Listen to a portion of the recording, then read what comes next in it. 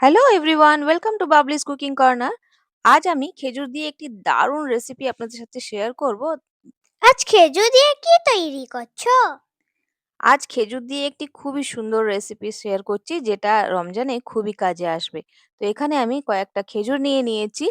আপনারা আপনাদের যতটা কোয়ান্টিটি প্রয়োজন সেই অনুযায়ী নিয়ে নেবেন। আমি এখানে ৮টা-১০টার মতো নিয়ে নিয়েছি। খেজুরগুলো একদম সফট আছে। এগুলো আমি ডিসিড করে নেব। সিডসটা বের করে নিয়ে একদম ছোট, ছোট করে টুকরো করে কেটে নিচ্ছি। দেখতেই পাচ্ছেন কতটা সফট আছে। এইরকম খেজুরই আমাদের দরকার। তো আমি টুকরো, টুকরো এমনি রাফলি চপ করে নিয়েছি। আপনারা চপারে দিয়েও করতে পারেন। তবে হাত দিয়ে করে নিলেও অসুবিধা নেই। ১ মুঠো এখানে আমি নিয়ে নিয়েছি কিশমিশ।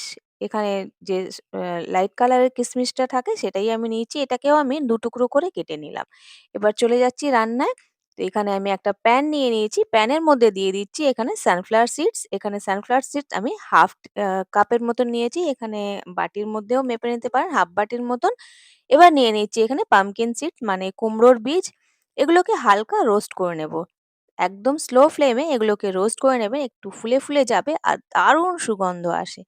এবার নিয়ে নিচ্ছি হাফ বাটি থেকে একটু বেশি আমি তিল নিয়ে নিচ্ছি। সাদা তিলের ইউজ করছি আমি। আপনারা আপনাদের ইচ্ছা মতন যেকোনো সিডস আরো এড করতে পারেন। ফ্লেক্স সিডস হলো বা যেটা আপনাদের পছন্দ। তো এখানে যদি বেশি সিডস না এড করতে চান, সেখানে আপনারা শুধু তিল দিয়েও এটা করতে পারেন। বা যদি চান আপনারা কাঠবাদাম অথবা চিনে বাদামেরও ইউজ করতে পারেন। আপনাদের ইচ্ছা মতন আপনারা সিডস বা বাদামগুলো চেঞ্জ করে নেবেন।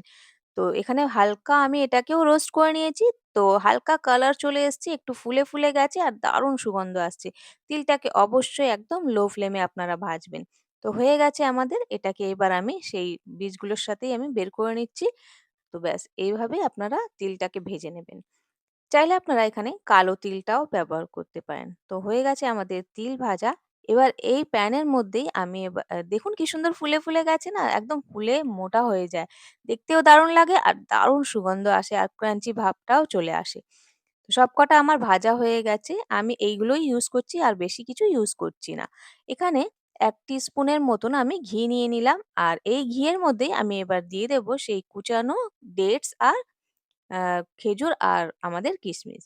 তো ১ম এ আমি খেজুরটাকে দিয়ে দিচ্ছি, তারপরে কিশমিশটা একসাথেই আমি সব দিয়ে দেবো। আর দিয়ে এগুলোকে কিছুক্ষণের জন্য এইভাবে ম্যাশ করে, করে আমাদের এইভাবে একটু ম্যাশি হয়ে যাবে, একটু সফট হয়ে যাবে ততক্ষণ আমরা এটাকে রান্না করব।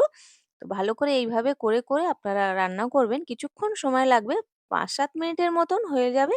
তারপর দেখুন এরকম মেশি হয়ে গেছে। এক্কেবারে যে হালুয়ার মতন করতে হবে তা নয়। একটু মেশি হয়ে গেলেই আমরা সব সিডস গুলো এখানে দিয়ে দেব।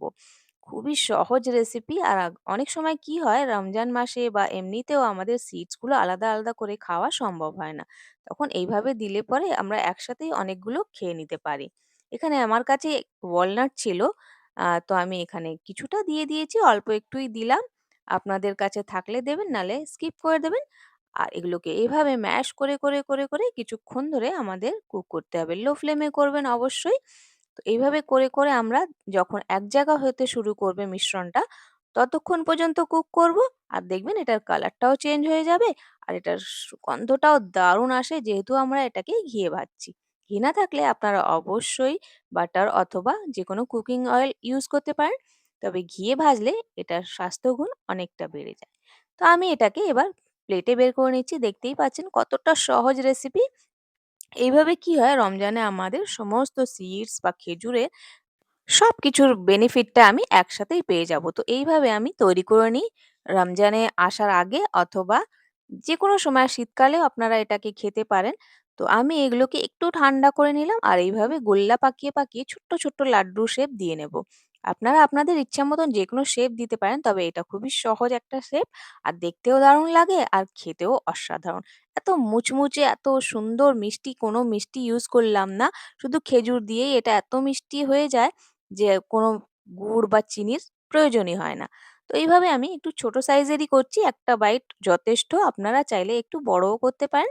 তবে দেখতেও দারুণ লাগে ছোট, ছোট আর একটা খেলেই যথেষ্ট। তো এইভাবে আমি তৈরি করে রাখি। বোতলে ভরে আপনারা এটাকে কিছুদিন রাখতে পারেন। আর রমজান হোক বা এমনি সময় আপনারা এটাকে এনজয় করতে পারেন। দেখেছেন তো কি সহজে রেসিপিটা তৈরি হয়ে গেল। খুবই স্বাস্থ্যকর একটা রেসিপি। আপনারা অবশ্যই ট্রাই করবেন। আশা করি আপনাদেরও ভালো লাগবে। আপনারা যারা আমার ভিডিও এতক্ষণ দেখছেন প্লিজ একটা লাইক করবেন। সাথে চ্যানেলটাকেও সাবস্ক্রাইব করে নেবেন আগে এই ধরনের রেসিপি দেখার জন্য। ইয়াম্মি লাড্ডু! আমি তো এখনই খাবো।